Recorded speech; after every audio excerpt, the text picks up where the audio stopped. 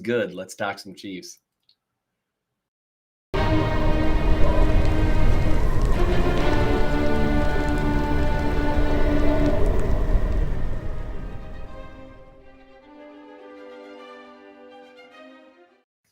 Welcome to the Chief of the North and RGR Football. I'm Seth Kaiser, or Minnesota Chiefs fan, or the Chief of the North, or Ed, or whatever you want to call me, I guess.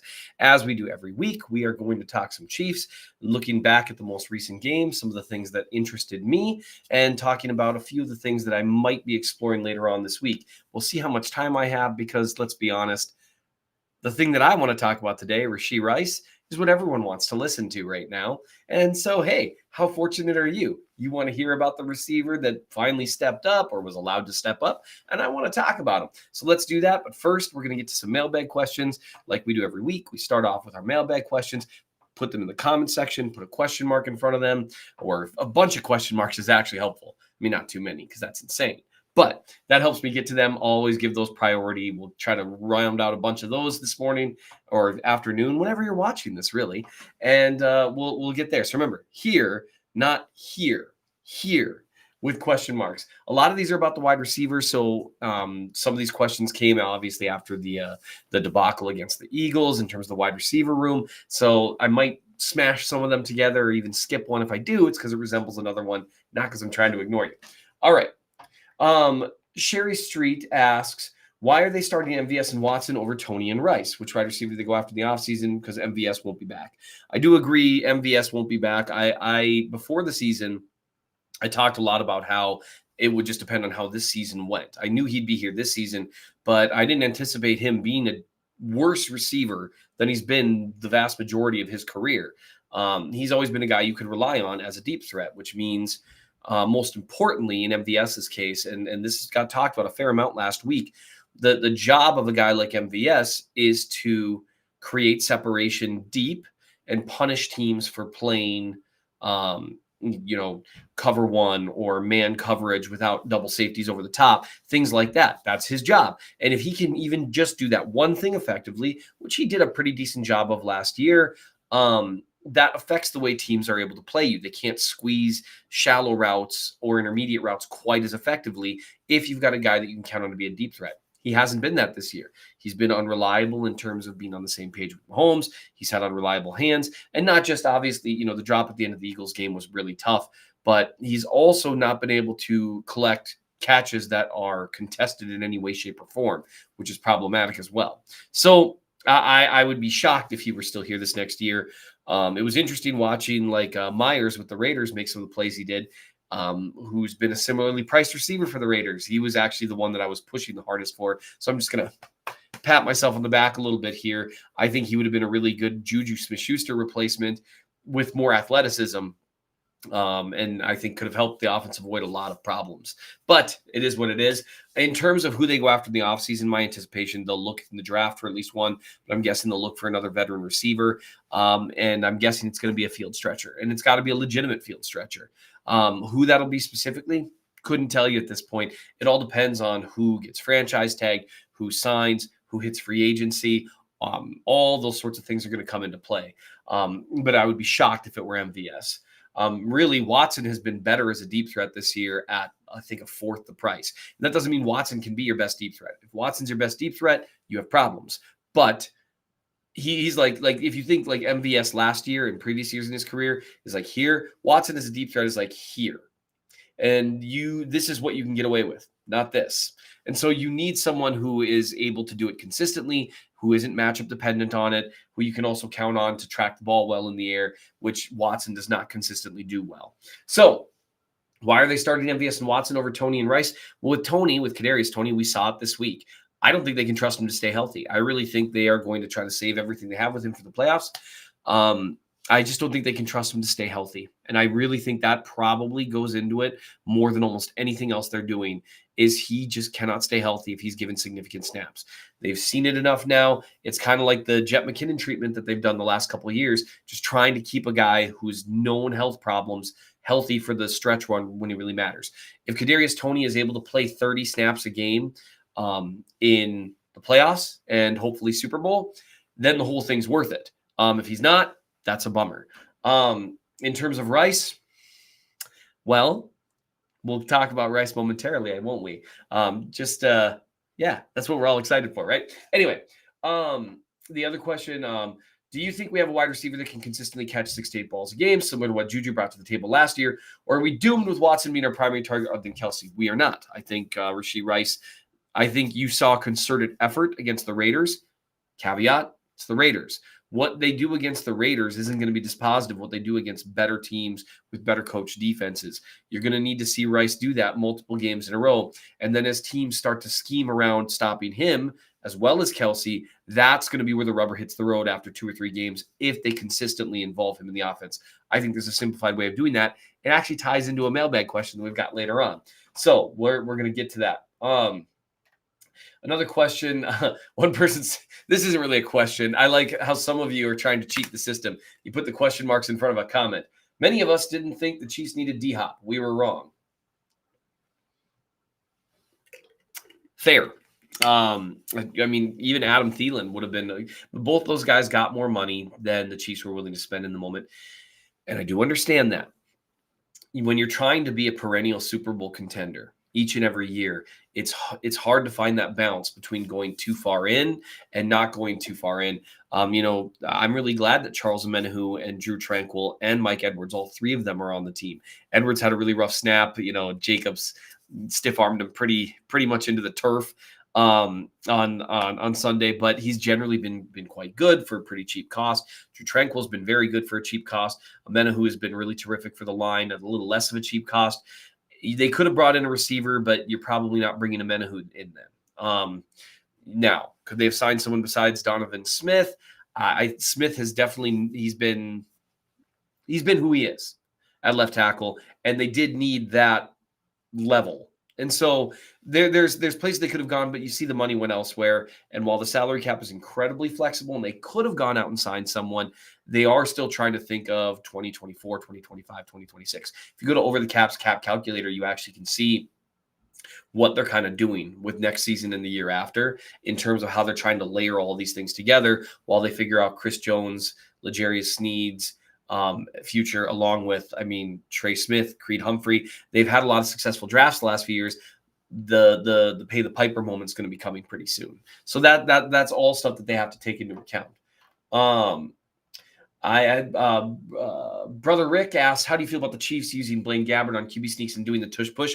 I think we've seen enough evidence now that the way that the Eagles are able to execute it is superior to what other teams can do. Now, whatever that secret sauce is, it's hard to say. But until you're convinced that you can execute it at a similar level, I don't think there's a point in taking Patrick Mahomes off the field because they're not going to have Mahomes do that. They're just not. I would be in favor of it if they think they can execute it at 90% the level that the Eagles can. Because with the Eagles, it's a guaranteed yard every time. If you get to the point where you're close to that, and they really rely on Jason Kelsey, Creed Humphrey's a great center too. A slightly different type of player though. And so, they've got a good interior line. If they think that they can do it, then sure, I would be in favor of it. It changes the math. Anything you can do as a football team that changes the math is a good thing. So here's what I want to talk about this week that people will be very happy to talk about, and that is this guy, Rashee Rice, who had kind of, I guess, what you would call his breakout game as a Chief, his first 100-yard game as a rookie, the first rookie wide receiver to have a 100-yard game under Reed in a hot minute. We'll just say that. And a big part of it was obviously, I want to say this is a 39-yard touchdown. What I want to talk about with Rashee Rice isn't just the fact that he had a good game, because he did. But what I wrote about him was that they've seen a path forward with Rashee Rice.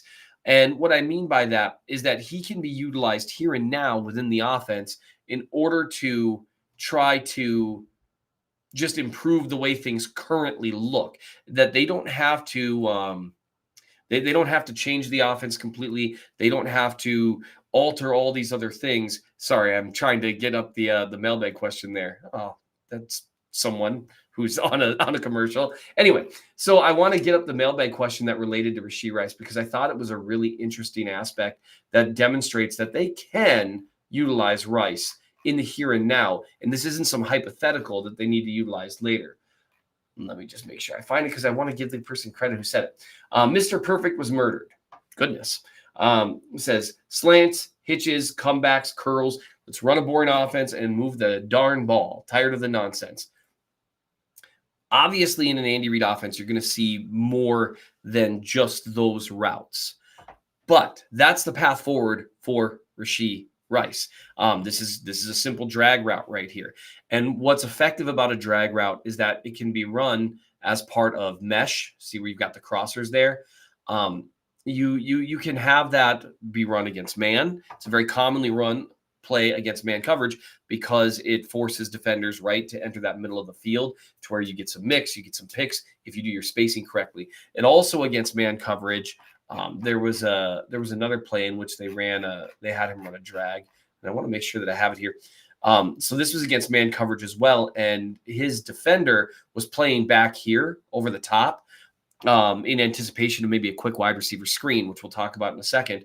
And so he had to travel a little farther, coming from over the top and coming through some of the clutter here in order to try to run him down because of Rice's acceleration and his strength through contact. He's able to run away from him a bit and then also drag him an extra few yards for a first down. That was a really important first down, by the way. So the Chiefs ran, that's one thing to note. They didn't have to have him run. A lot of the problems that rookies have in Andy Reid's offense is that they have a lot of sight adjustments. They have a lot of just adjustments in general that they make to their routes, depending on the defense that they're seeing. It's incredibly hard to do for most wide receivers, let alone rookies. Not a ton of wide receivers can effectively play every position in Andy Reid's offense.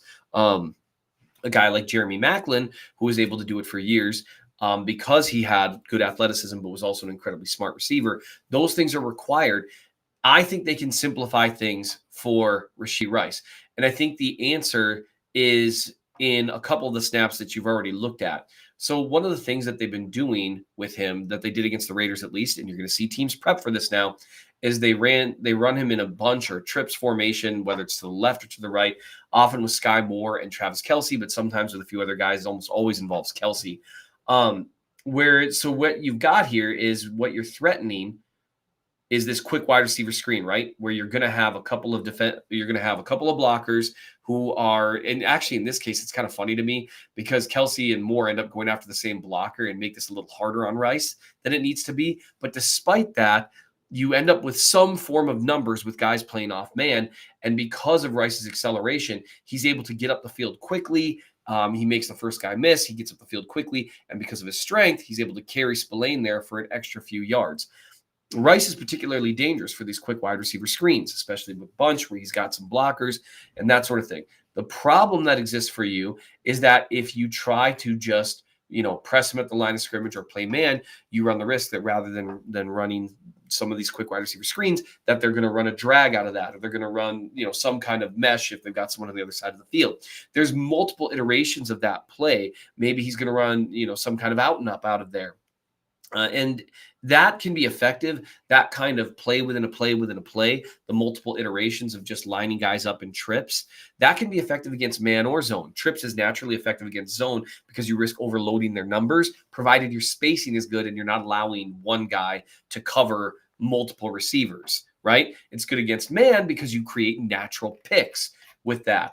And so that's one way to get him involved in the offense now, is utilize some of these more basic concepts like drag routes, whether you're running that out of trips or not, quick wide receiver screens.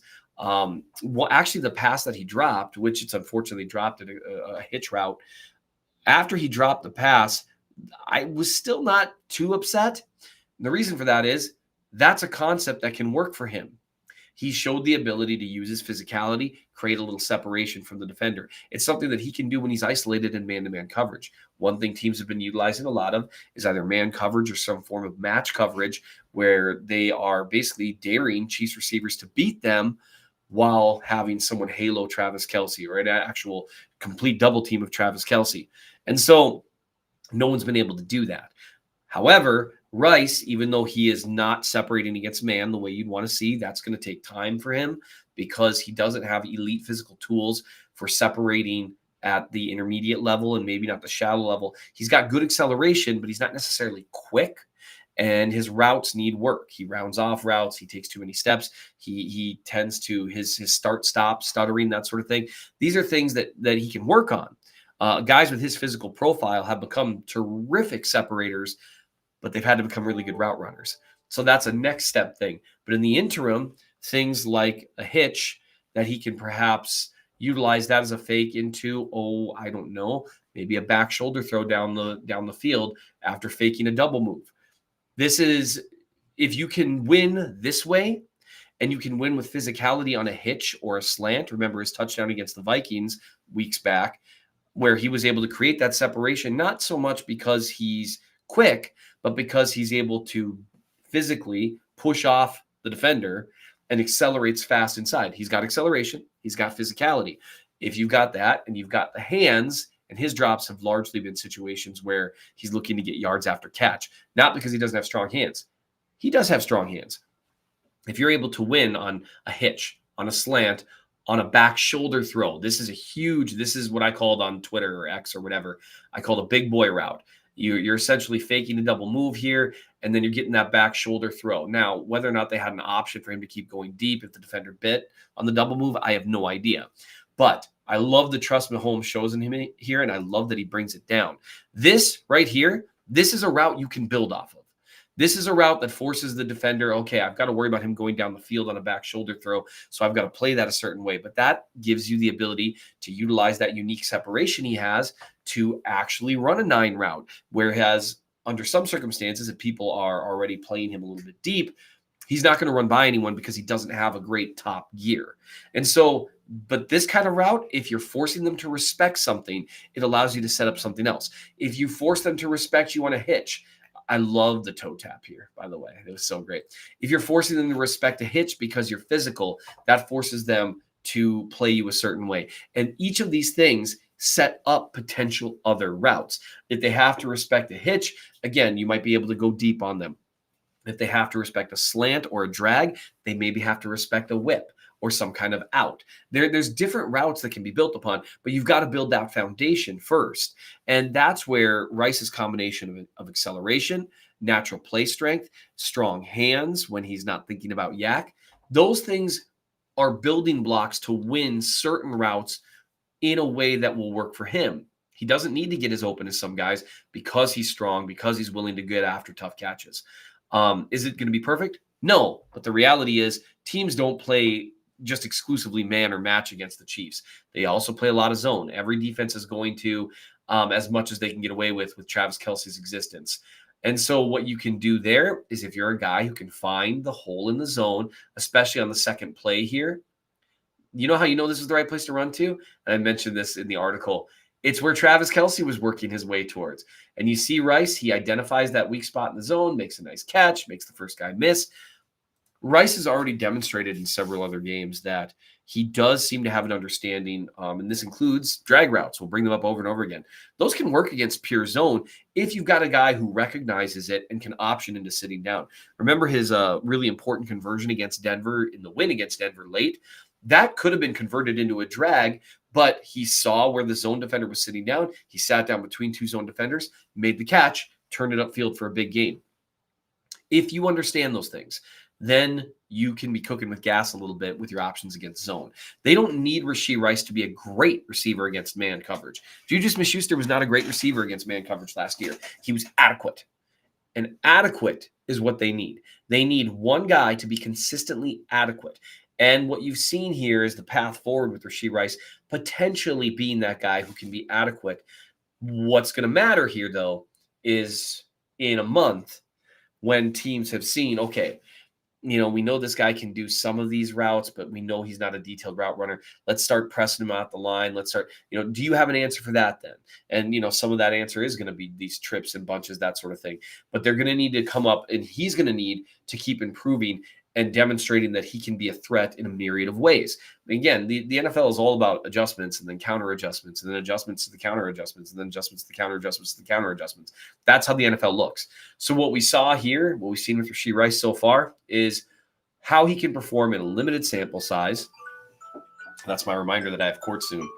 What he can do in a limited sample size without necessarily being game planned for. That could change as soon as this week, given the fact that a lot of people saw what happened on Sunday And now it's, okay, you got to stop Kelsey first and foremost, which the Raiders didn't double him as much as other teams. I'm interested in seeing what that looks like. But now it's going to be a matter of, okay, we also need to stop Rashee Rice. So what defenses are going to do to give him more attention? Can he continue to show out against that and show a varied enough skill set to give Andy Reid enough different looks for him? I think he can. I think he will. I'm excited to watch it. All right. I got to get out of here. I got to go to court. I appreciate you guys watching. Make sure to hit like, subscribe, do all the YouTube things. And you know what? It's a great week to beat the Raiders and be a Chiefs fan.